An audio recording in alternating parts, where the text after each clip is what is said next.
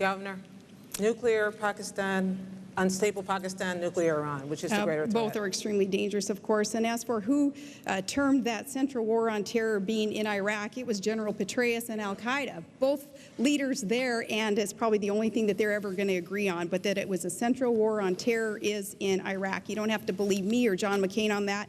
I would believe Petraeus and that leader of al-Qaeda. An armed, nuclear armed, especially Iran, is so extremely dangerous to consider. They cannot be allowed to acquire nuclear weapons, period. Israel is in jeopardy, of course, when we're dealing with Ahmadinejad as a leader of Iran. Iran claiming that Israel is, he termed it a stinking corpse, a country that should be wiped off the face of the earth. Now, a leader like Ahmadinejad, who is not sane or stable when he says things like that, is not one whom we can allow to acquire nuclear energy, nuclear weapons.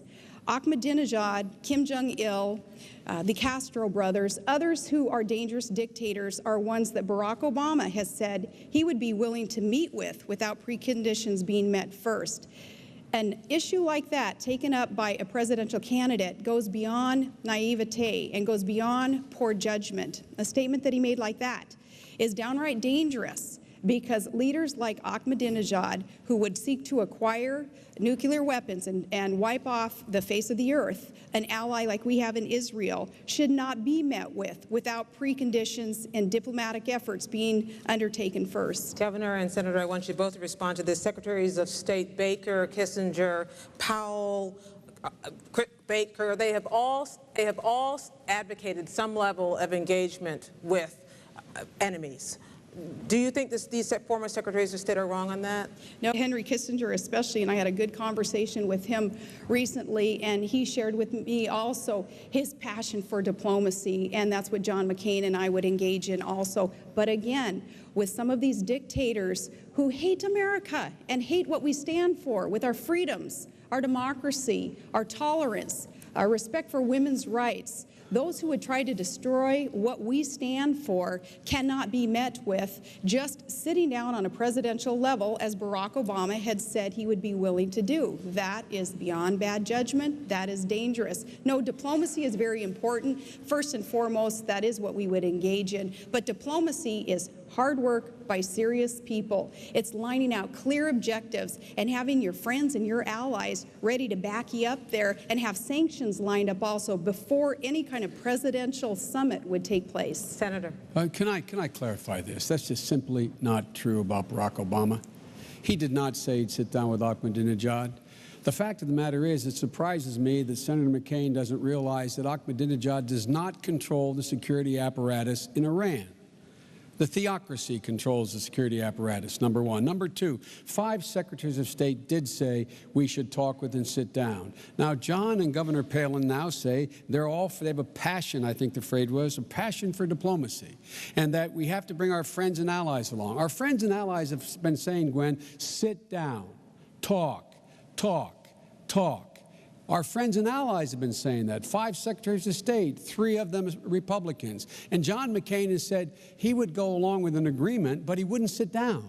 Now, how do you do that when you don't have your administration sit down and talk with the adversary? And look what President Bush did. After 5 years, he finally sent a high-ranking diplomat to meet with the highest-ranking diplomats in Iran, in Europe, to try to work out an arrangement. Our allies are on that same page. And if we don't go the extra mile in diplomacy, what makes you think the allies are going to sit with us? And last point I'll make, John McCain said as recently as a couple weeks ago, he wouldn't even sit down with the government of Spain, a NATO ally that has troops in Afghanistan with us now. I find that incredible. Governor, you mentioned Israel and your support for Israel. Yes. What has this administration done right or wrong? This is the great lingering unresolved issue, the Israeli-Palestinian conflict. What have they done, and is a 2-state solution the solution? A two-state solution is the solution, and Secretary Rice, having recently met with leaders on one side or the other there, also still in these waning days of the Bush administration, trying to forge that peace, and that needs to be done, and that will be top of an agenda item also under a McCain-Palin administration. Israel is our strongest and best ally in the Middle East.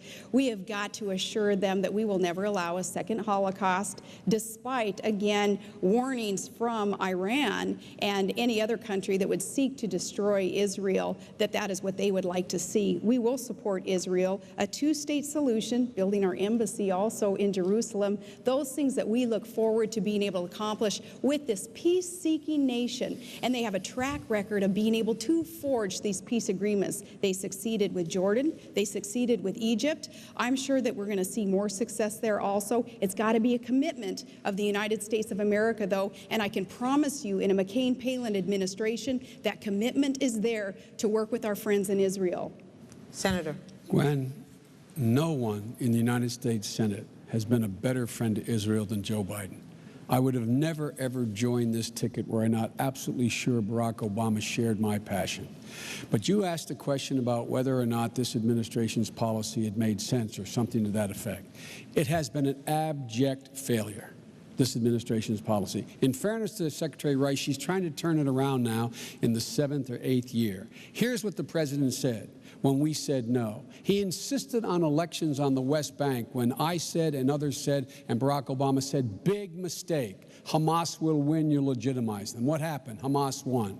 When we kicked, along with France, we kicked Hezbollah out of Lebanon, I said and Barack said, move NATO forces in there, fill the vacuum, because if you don't, Hezbollah will control it. Now what's happened? Hezbollah is a legitimate part of the government in the country immediately to the north of Israel.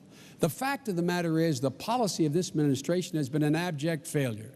And speaking of freedom being on the march, the only thing on the march is Iran. It's closer to Obama. Its proxies now have a major stake in Lebanon as well as in the Gaza Strip with Hamas. We will change this policy with thoughtful, real, live diplomacy that understands that you must back Israel in letting them negotiate, support their negotiation, and stand with them, not insist on policies like this administration has. Has this administration's policy been an abject failure, as the senator says, Governor? No, I do not believe that it has been, but I'm so encouraged to know that we both love Israel, and I think that is a good thing to get to agree on, Senator Biden. I respect your position on that. No, in fact, when we talk about the Bush administration, there's a time, too, when Americans are going to say enough is enough with your ticket on constantly looking backwards and pointing fingers and doing the blame game. There have been huge blunders in the war. There have been huge blunders throughout this administration, as there are with every administration, but for a ticket that wants to talk about change and looking into the future, there's just too much finger pointing backwards to ever make us believe that that's where you're going. Positive change is coming, though. Reform of government is coming. We'll learn from the past mistakes in this administration and other administrations, and we're going to forge ahead with putting government back on the side of the people and making sure that our country comes first, putting obsessive partisanship aside. That's what John McCain has been known for in all these years. He has been the maverick. He has ruffled feathers, but I know, Senator Biden, you have respected him for that, and I respect you for acknowledging that. But change is coming. Just looking backwards, Senator? Look, past is prologue, Gwen. The issue is, how different is John McCain's policy going to be than George Bush's? I haven't heard anything yet. I haven't heard how his policy is going to be different on Iran than George Bush's. I haven't heard how his policy is going to be different with Israel than George Bush's. I haven't heard how his policy in Afghanistan is going to be different than George Bush's. I haven't heard how his policy in Pakistan is going to be different than George Bush's. It may be, but so far, it is the same as George Bush's, and you know where that policy has taken us. We will make significant change, so once again, we're the most respected nation in the world. That's what we're going to do.